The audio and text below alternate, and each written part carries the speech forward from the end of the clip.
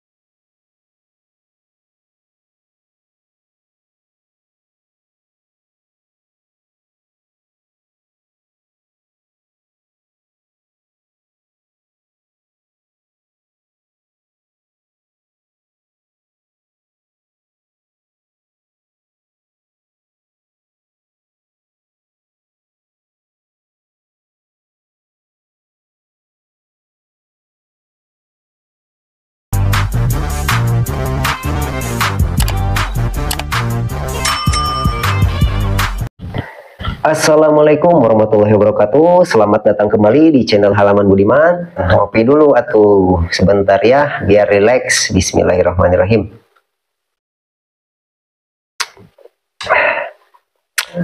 Oke teman-teman, pada video kali ini saya akan share kepada teman-teman. Saya akan menawarkan Neng, cilok Neng, cari lok, mau Neng? Ini besar-besar begini Neng, 500an Neng, cara kial Neng. Aduh, bukan menawarkan atuh ya. Lebih tepatnya mengasih informasi, inspirasi atau gambaran kepada teman-teman. Nah, jadi buat teman-teman yang sedang bingung ingin memulai usaha tapi usahanya usaha apa gitu kan. Nah, barangkali cocok atau sesuai dengan minat teman-teman, di sini saya akan kasih gambaran 3 usaha yang mana jika digabungkan, bam, auto sultan. Waduh, bukan sultan atau ya, kejauhan ini mah. Pokoknya menjanjikan. Bercerita sajalah ya, menurut pengalaman pribadi ini mah. Sebagai pemula juga, jadi aduh, punten buat teman-teman yang sudah sukses. Saya salam hormat. Di sini saya sebagai pemula yang sedang berkembang, ingin share pengalaman-pengalaman saya kepada teman-teman lainnya mungkin yang saat ini sedang bingung mau memulai usaha tapi bingung usahanya usaha apa yang cocok. Nah, barangkali apa yang saya share kepada teman-teman, pengalaman-pengalaman saya bisa menjadi inspirasi untuk teman-teman memulai usaha di tempat masing-masing. Nah, jadi usaha ini ya, jika digabungkan hasilnya akan maksimal, akan saling memfollow up satu sama lain, akan saling mendorong. Nah, jadi buat teman-teman pemula yang sedang bingung ingin usaha tapi usahanya apa, teman-teman bisa lakukan usaha ini, 3 bidang usaha ini sekaligus menjadi satu, ataupun 2 usaha ini digabungkan menjadi satu, ataupun kalian pilih saja satu usaha ini satu-satu terlebih dahulu. Yang mana yang lebih kalian minati atau yang lebih mudah bagi teman-teman sekiranya. Lalu kemudian nantinya teman-teman bisa menambah usaha-usaha yang lainnya itu di kemudian. Nah, jadi bisa pertama satu usaha dulu, kemudian nantinya bertambah menjadi 2 usaha sekaligus, dan 3 sekaligus, dan 4 sekaligus, dan seterusnya. Kalau nanti teman-teman sudah mulai berjalan usahanya ya. Oke, mari kita bahas satu persatu secara garis besarnya saja ya dari usaha-usaha tersebut. Yang pertama, oke, jadi untuk usaha yang pertama di sini itu usaha jualan sembako. Nah, jadi buat teman-teman pemula yang sedang ingin merintis usaha sembako, jadi barang apa saja sih atau keperluan apa saja sih yang harus kita sediakan terlebih dahulu di toko kita. Nah, jadi teman-teman bisa dapatkan barang-barang ini atau keperluan ini bisa belanja dari grosir, ataupun nanti setelah berjalan seiringnya waktu akan ada sales-sales yang datang ke toko kalian menawarkan produk-produknya. Nah, bisa juga kalian mendapatkan atau order barang tersebut dari sales-sales yang datang. Oke, untuk yang pertama mungkin belanja dulu ya, yang gampangnya dari grosir-grosir terdekat. Nah, poin yang pertama yang harus kalian sediakan yaitu sembako itu sendiri. Nah, seperti terigu, minyak sayur, bumbu dapur, mie instan, air kemasan, kopi, susu, dan lain-lain. Gula merah, gula putih, ya seperti itulah ya. Kemudian kue-kue ringan atau makanan-makanan ringan seperti kue seroja, keripik singkong, keripik pisang, kemudian opak, rengginang, deblo, comet, keripik pangsit, dan lain-lainnya. Kalian bisa beli di tempat produsennya langsung ataupun di grosir-grosir makanan. Nah, nanti kalian jual sendiri, teknisnya kalian bisa beli dalam satuan bal ya yang besar, lalu kalian kemas lagi kecil-kecil, diecer lagi seperti itu. Kemudian yang harus kalian sediakan yaitu jajanan-jajanan anak-anak ataupun jajanan orang dewasa seperti ciki-ciki, permen, es krim, es batu, kue-kue wafer, dan minuman serbuk seperti Nutrisari, Pop Ice, kemudian susu kotak, susu botol, dan lain-lain. Pokoknya minuman-minuman atau jajanan-jajanan. Nah, selanjutnya kalian sediakan juga perlengkapan sekolah seperti buku tulis, pulpen, spidol, kertas karton, kertas kado, tip X, serutan, pensil, dan lain-lainnya. Sediakan juga. Kemudian teman-teman tambahkan juga alat-alat listrik seperti bohlam lampu, terminal listrik, kemudian stop kontaknya, cangkokan listrik, kemudian kabel listrik. Nah, belinya yang rolan, nanti jual dengan satuan meteran. Kemudian lem, gunting, gunting kuku, tambang, cutter, dan lain-lainnya, alat-alat untuk kebutuhan sehari-hari seperti itu. Kemudian yang tak kalah penting yaitu kalian juga sediakan obat-obat sehari-hari, obat-obat warung ya yang dosis ringan. Seperti untuk panas dalam, kalian bisa menyediakan adem sari, kemudian larutan panas dalam, kemudian obat-obatan paracetamol, amoxilin, Mixagrip, Bodrek, obat seret kepala, flu, obat batuk, Salonpas, Hansaplas, kemudian Preskare, minyak angin, salep-salep gatal, dan lain-lainnya. Pokoknya yang sekiranya untuk meringankan gejala sakit yang ringan-ringan. Kemudian teman-teman juga tambahkan alat-alat mandi ya, persabunan seperti sampo, sabun batang, sabun cair, pelembab wajah, pencuci wajah, kemudian deodoran, minyak wangi, make up, bedak, lipstick, kemudian alkohol, kemudian kapas, dan lain-lainnya. Teman-teman adakan juga. Selanjutnya untuk barang-barang tambahan ini opsional, melihat sikon di tempat teman-teman itu seperti apa. Nah, di sini saya akan contohkan untuk barang-barang tambahan itu seperti arang, kemudian jualan pakan ikan. Kalau di tempat teman-teman itu banyak orang pelihara ikan atau pemancingan seperti itu ya. Kemudian adakan juga bola pingpong, kemudian kok badminton, kemudian jas hujan, kantong kresek. Nah, bisa juga teman-teman jualan buah-buahan seperti pisang yang umum orang makan ya, yang biasanya cepat untuk dijualnya. Nah, seperti itulah pokoknya di warung sembako itu keperluan sehari-hari teman-teman bisa pikirkan kembali barang-barang yang sekiranya orang-orang butuhkan setiap hari, yang orang-orang konsumsi itu adakan lebih lengkapnya lagi, teman-teman itu lebih bagus.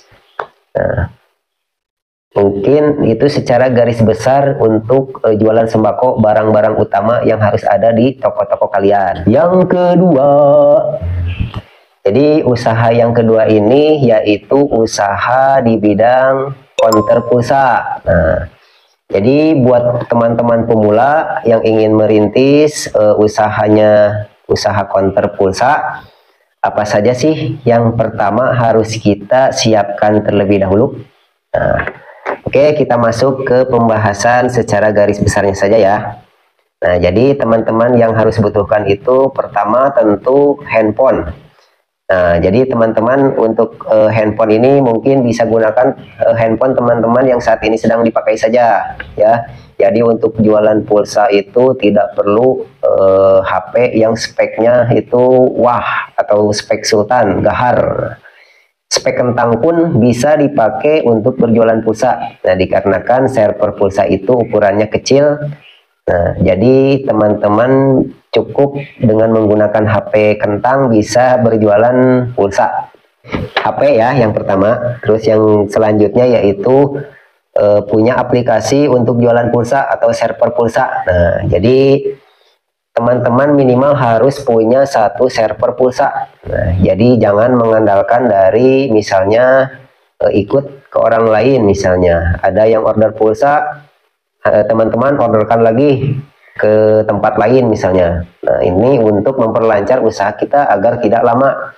Nah, jadi begitu ada orang beli, kita punya aplikasinya, langsung kita proses seperti itu.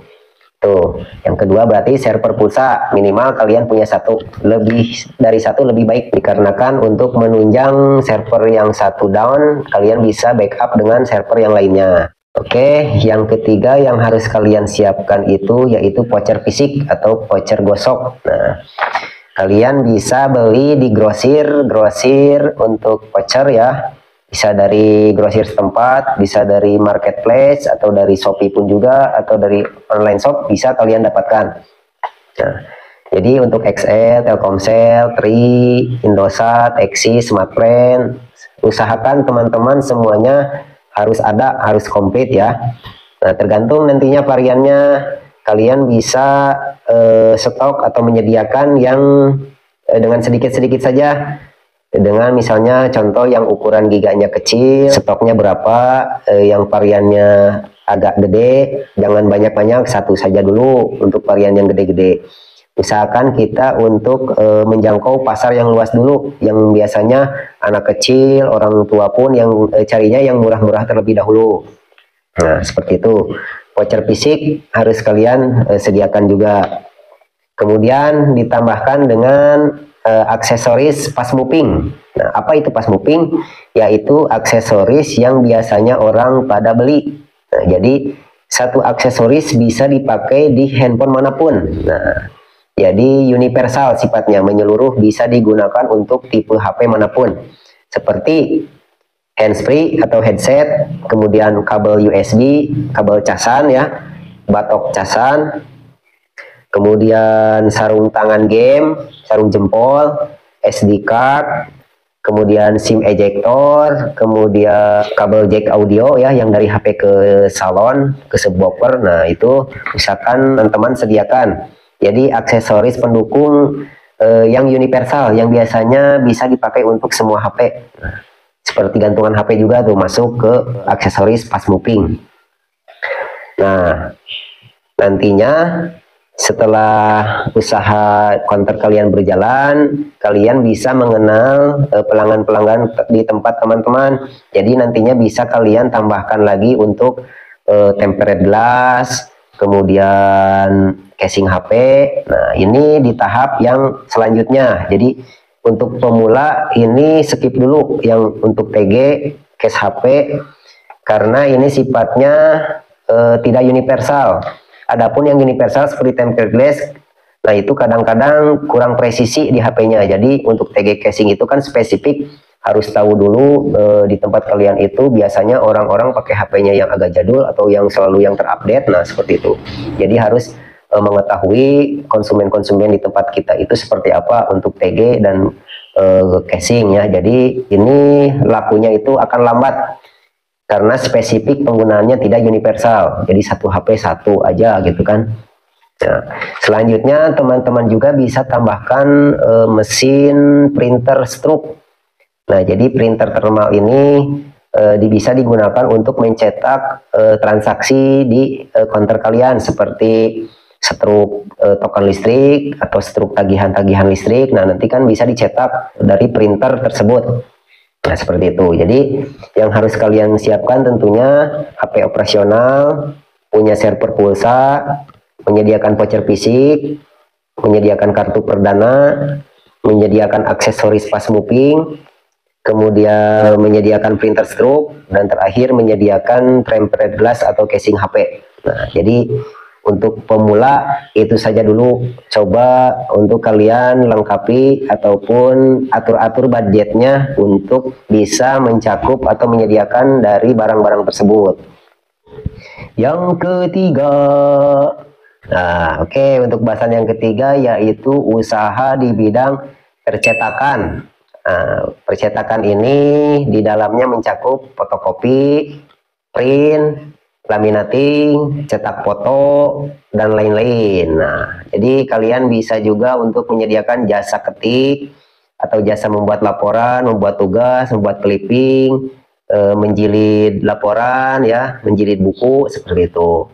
Apa saja sih yang harus kita sediakan sebagai pemula, ya, keperluan dasar untuk membuka usaha dari percetakan? Pertama, kalian harus punya laptop atau komputer, ya. Tentunya jangan yang bagus atau mahal terlebih dahulu. Kalian bisa membeli yang bekas-bekas terlebih dahulu, tapi yang bagus tentunya. Kedua, printan, ya. Jadi usahakan kalian harus mencari atau menyediakan printan itu yang 3 in 1. Jadi bisa fotokopi, bisa scan, kemudian terakhir bisa print. Nah, jadi yang 3 sekaligus. Nah, contohnya seperti punya saya menggunakan printer Epson L3210. Saya sudah gunakan kurang lebih setahunan, ya. Setahun kurang lah. Beli tahun kemarin bulan Agustus, sekarang bulan Juli, dan printernya itu bandel banget. Cepat, kenceng, terus awet tintanya, hasilnya jernih, dan gak rewel. Dari pertama saya beli sudah mencetak atau mengcopy, ya, print berapa ribu lembar sampai saat ini. Oke saja tuh printer, jag-jaguar ringkas pokoknya lah, Edun pokoknya tuh top, Marco top buat Epson L3210. Saya rekomendasikan karena saya telah mengujinya selama 1 tahun ini. Kalian tentunya menyediakan kertas HPS, kemudian kertas foto, kemudian kertas jeruk, ya, kertas yang biasanya dipakai untuk menjilid, kemudian staples, lakban jilid, dan cover jilid biasanya yang dari Mika itu tuh buat menjilid clipping-clipping, biasanya tugas-tugas kecil. Selanjutnya, jika kalian ingin menambahkan juga, bisa kalian tambahkan laminating. Tentunya kalian harus punya mesin laminating, disertai dengan plastik laminatingnya juga. Oke teman-teman, dari 3 bidang usaha tersebut, berapakah sih modal yang harus kita sediakan untuk menjalankan usaha-usaha tersebut? Nah, tapi di sini saya akan batasi pembahasannya itu secara garis besar itu di kedua bidang usaha, ya. Untuk counter pulsa, dan yang kedua itu untuk usaha printan atau percetakan. Nah, jadi usaha di bidang sembako ini saya akan bahas di lain waktu dikarenakan ini usaha sembako ini barangnya atau itemnya banyak sekali. Jadi yang harus disebutkan, dihitung itu per itemnya banyak sekali dan memerlukan banyak sekali waktu. Nah, jadi kita bisa bahas di lain kesempatan sajalah, oke? Kita bahas saja terlebih dahulu dari kedua bidang usaha ini, berapa sih modal minimal yang harus kita punya untuk mulai merintis usaha ini. Oke, tonton terus. Jangan lupa di subscribe dulu dong, oke? Nah, jadi untuk usaha konter itu kalian pertama harus punya HP. Nah, tapi untuk HP ini teman-teman pakai sajalah HP yang saat ini sedang dipakai ya. Jadi maupun itu speknya oke ataupun spek kentang pun bisa kalian gunakan atau maksimalkan untuk berjualan pulsa. Nah, jadi untuk HP sudah ada mungkin ya. Kita tak perlu membahas harganya karena teman-teman sudah punya. Nah, selanjutnya itu untuk server pulsa. Nah, jadi teman-teman itu bisa lakukan deposit saldo untuk server pulsa minimal kurang lebih 100 sajalah. Dengan 100.000 pun teman-teman bisa berjualan pulsa. Tapi lebih bagusnya lagi, lebih gede kalau punya modal lebih. Karena dikarenakan nanti jika kalian modalnya mungkin katakanlah 100, jadi kalau untuk beli pulsa yang harganya 1 kali 50.000 dan selanjutnya itu untuk yang 20 misalnya 10 kan nantinya cuma 3 kali transaksi udah habis saldonya.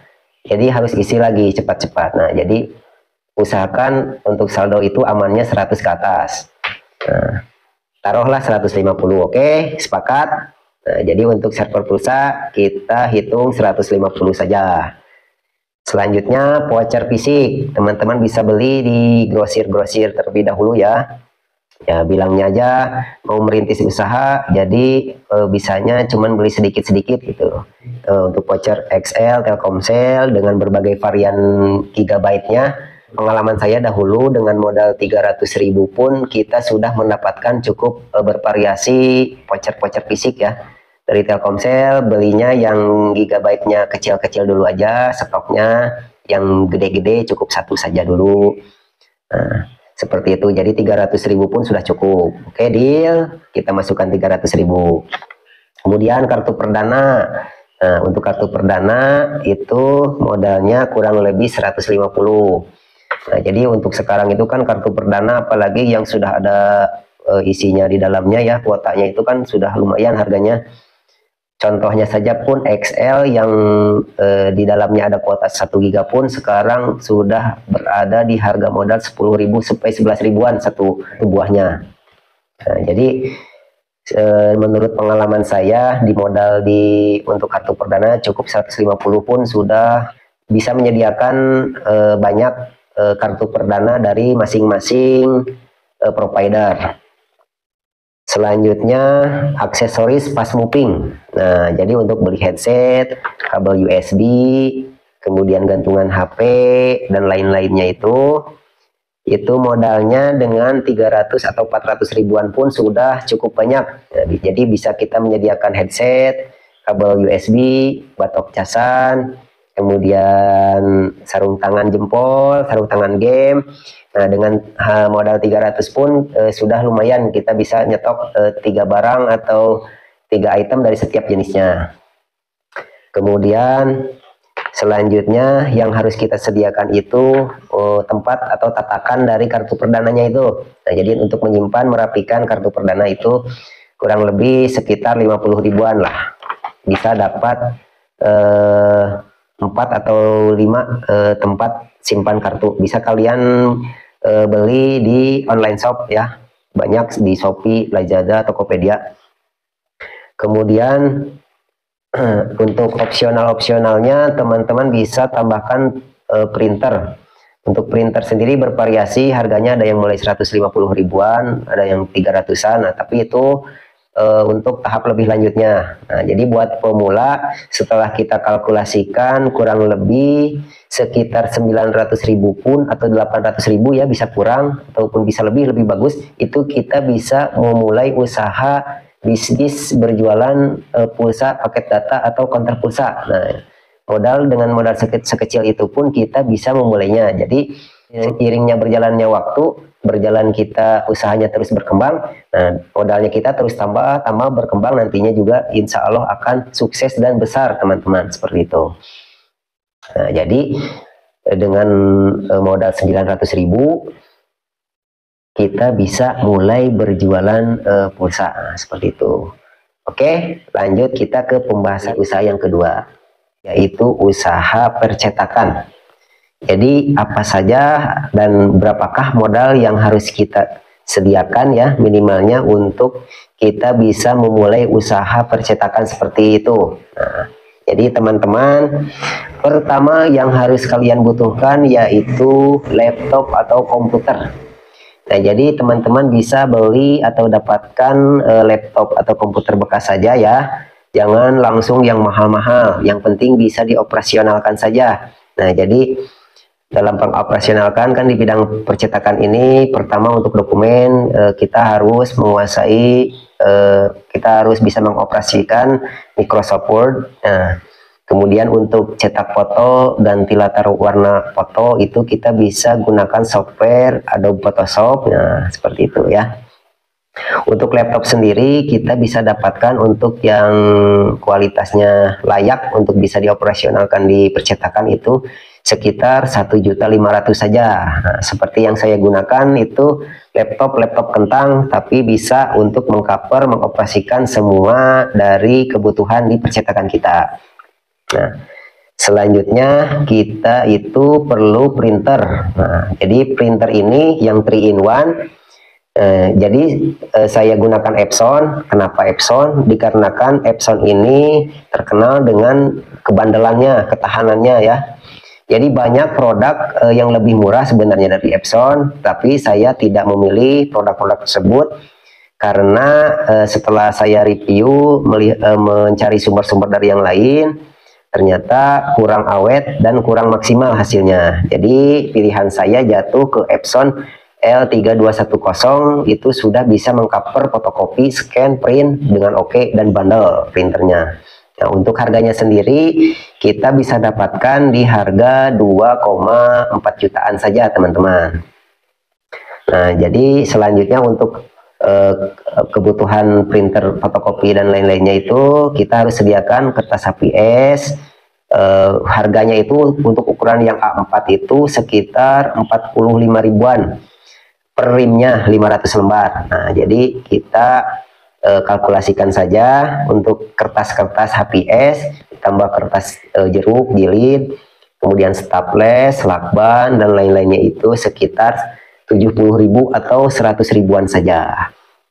Nah, selanjutnya jika teman-teman menambahkan dalam percetakan itu bisa juga laminating, teman-teman bisa membeli mesin laminating mereknya bebas, dikarenakan fungsinya sama semua. Kalau laminating itu di harga sekitar 500 ribuan teman-teman. Jadi sudah bisa untuk laminating ijazah, laminating foto dan lain-lainnya seperti itu. Oke, itu di harga 500-an. Nah, jadi jika dikalkulasikan semuanya untuk usaha print atau percetakan ini, untuk modalnya kurang lebih sekitar 4,5 jutaan saja kita bisa sudah memulai usaha percetakan kecil-kecilan. Nah, seiringnya berjalannya waktu, kita tambahkan lagi, kita kembangkan lagi printernya dari 1 menjadi 2, atau kita beli mesin fotokopi yang gede ya, yang bisa muat skala banyak dalam sekaligus seperti itu. Nah, jadi segitulah kira-kira untuk usaha counter HP dan percetakan modal yang harus kita sediakan. Bisa lebih kurang atau bisa lebih mahal, tergantung dari tempat dan waktu saat kalian mendapatkannya. Bisa jadi untuk tahun-tahun ke depan banyak lagi varian-varian yang baru atau mesin-mesin yang baru, otomatis yang varian saya sebutkan ini jatuh lagi harganya menjadi lebih murah. Seperti itulah kira-kira. Oke, jadi buat teman-teman jangan susah lagi Jangan kecil hati, jangan ciut nyalinya. Kalau mau usaha itu kita harus benar-benar gaspol 100%, kita harus yakin bisa. Sama saya pun di sini dari pemula, dari sebelumnya tidak tahu, kemudian saya cari referensi-referensi, bisa dari grup-grup di Facebook ataupun dari YouTube ya. Teman-teman bisa belajar juga bagaimana sih caranya, awalnya itu seperti apa, kemudian kalian harus tahu kendala-kendalanya seperti apa. Kemudian nanti juga seiringnya berjalannya waktu, jika kalian sudah terjun ke usaha di bidang yang saya sebutkan ini, teman-teman terbuka sendiri secara intuisi, secara naluri, secara perasaan dan logika. Nanti apalagi yang harus kita lakukan untuk lebih baik atau improve-nya seperti apa untuk lebih suksesnya lagi ke depan. Seiringnya berjalan waktu, dengan usaha dan tekad tentunya berdoa kepada Allah, tentunya nanti akan datang sendiri jalan-jalan atau ide-ide untuk kita terus berupaya dalam meraih kesuksesan tentunya di bidang usaha. Nah, seperti itu. Nah, oke teman-teman, mungkin cukup sekian penjelasan atau gambaran dari saya ya. Mohon maaf sekali, banyak sekali kesalahan-kesalahan kata ataupun barangkali yang kurang pas di hati ya teman-teman, yang saya salah sebut, salah kata ataupun yang kurang mengerti. Kalian bisa tanyakan di kolom komentar apapun itu pertanyaannya. Jika saya bisa atau tahu, saya akan jawab. Nah, jadi tak lupa juga saya ucapkan terima kasih banyak karena telah menonton video ini. Jangan lupa dukung terus channel ini supaya saya bisa share lagi kepada teman-teman. Apapun yang saya bisa lakukan, apapun yang saya bisa share, insya Allah akan saya sampaikan kepada teman-teman.